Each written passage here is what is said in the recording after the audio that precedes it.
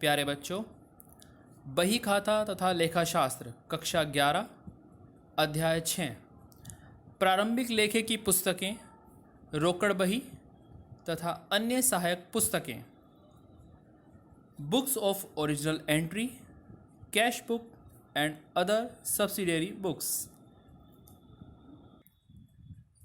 इस अध्याय में हम पढ़ेंगे लेखाशास्त्र की बहियाँ, बुक्स ऑफ अकाउंट्स। सबसे पहले से बात करेंगे रोजनामचे की। रोजनामचा हम अध्याय 5 में पढ़ चुके हैं, जिसमें आपको जनरल प्रविष्टियाँ कराई गई थी रोजनामचे में। इसी के कुछ भाग होंगे: रोकड़ बही, कैश बुक, क्रय बही, विक्रय बही, क्रय वापसी बही, विक्रय वापसी बही, प्राप्य विपत्र पुस्तक, देय विपत्र पुस्तक, मुख्य रोजनामचा। इसके पश्चात इसके दूसरे भाग में अर्थात खाता बही में लेनदार बही, देनदार बही, सामान्य बही, व्यक्तिगत बही, अव्यक्तिगत बही। स्टेप बाय स्टेप इसके पश्चात आपका इसमें रोकड़ बही के प्रकार होंगे: साधारण या एक खाने वाली रोकड़ बही, 2 खाने वाली रोकड़ बही, 3 खाने वाली रोकड़ बही, लघु या खुदरा रोकड़ बही। तो अब सबसे पहले जो हेडिंग हम लेते हैं, रोकड़ बही या रोकड़ पुस्तक। एक ही बात है ये, इसको बही कहें या पुस्तक कहें, बुक्स ही कहा जाएगा।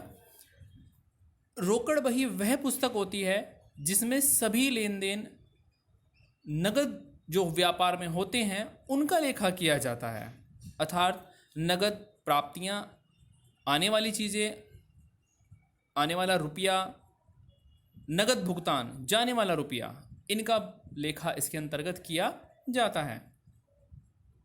दूसरा हमारा हेडिंग आता है क्रय बही। क्रय बही में क्रय का मतलब होता है माल खरीदना। इसमें केवल व्यापार में उधार क्रय किए गए माल का लेखा ही किया जाता है। अब जैसे संपत्तियों का क्रय किया जाता है तो वो भी संपत्ति भी एक तरह से खरीदना ही है, परंतु उसमें उसका लेखा नहीं किया जाएगा, अर्थात क्रय बही में संपत्तियों का लेखा नहीं किया जाएगा। तीसरा नंबर आता है आपका विक्रय बही। इस बही में केवल उधार बेचे गए माल के संबंध में लेखे किए जाते हैं।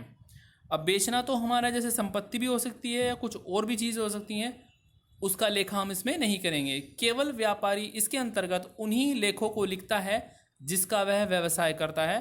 उधार बेचे गए माल के संबंध में उन्हीं लेखों को लिखता है। चौथा हेडिंग आपका आता है क्रय वापसी। जैसे ही व्यापारी किसी अन्य व्यक्ति से माल खरीदता है या किसी विक्रेता से माल खरीदता है तो वो किसी न किसी कारण से वापस कर दिया जाता है। माल पसंद ना होने के कारण, मूल्य ज़्यादा होने के कारण, या क्वांटिटी क्वालिटी अच्छी ना होने के कारण, कुछ भी उसमें कमी हो सकती है, किसी भी कारण वापस किया गया माल जो है वो क्रय वापसी बही में लिखा जाता है। इसी प्रकार से क्रय वापसी बही को हम बाह्य वापसी बही भी कहते हैं। इसी प्रकार से इसी क्रम में आगे आता है आपका विक्रय वापसी बही। जब किसी कारण से हमारा बिका हुआ माल वापस आ जाता है, अर्थात जो हमने माल उधार बेचा गया है वो किसी कारण से वापस आ जाता है, पसंद ना आने के कारण, मूल्य अधिक होने के कारण कुछ भी हो सकता है, वापस आ जाता है, तो उसको हम विक्रय वापसी बही में अर्थात आगत वापसी बही में लिखते हैं। छठे क्रम में प्राप्य विपत्र बही। प्राप्य विपत्र बही में अर्थात जिन लोगों को हमने उधार माल बेचा हुआ है और वो भुगतान इस समय नहीं कर पा रहे हैं, आने वाले भविष्य में करेंगे या कुछ समय उसमें लेंगे, 1 महीना 2 महीना जितना भी वो समय लेते हैं, तो उसके संबंध में उधार बेचे गए माल के संबंध में एक प्रपत्र लिख दिया जाता है जिसे प्राप्य विपत्र कहते हैं।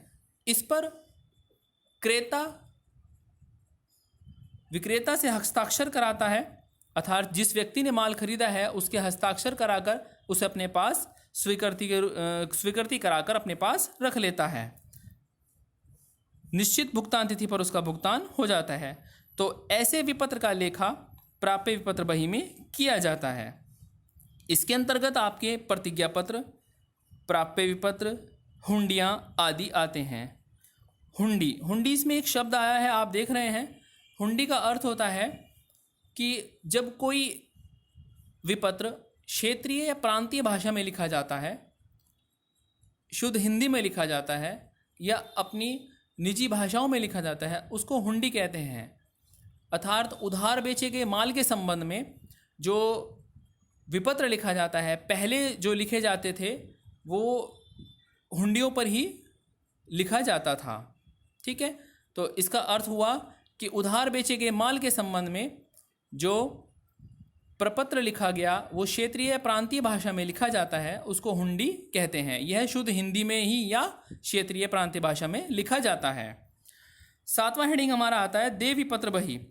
इस बही में उन सभी विपत्रों का लेखा किया जाता है जिनकी रकम व्यापारी को भुगतान करनी होती है। जैसे हमने किसी व्यक्ति से माल खरीदा हुआ है तो इसका भुगतान हमें करना होगा, अर्थात इसके संबंध में भुगतान हम भविष्य में करेंगे। जिस प्रकार से हमने प्राप्य विपत्र में भुगतान प्राप्त करने के लिए विपत्र लिखा था, इसी प्रकार से हम भविष्य में भुगतान करने के लिए देय विपत्र लिखते हैं।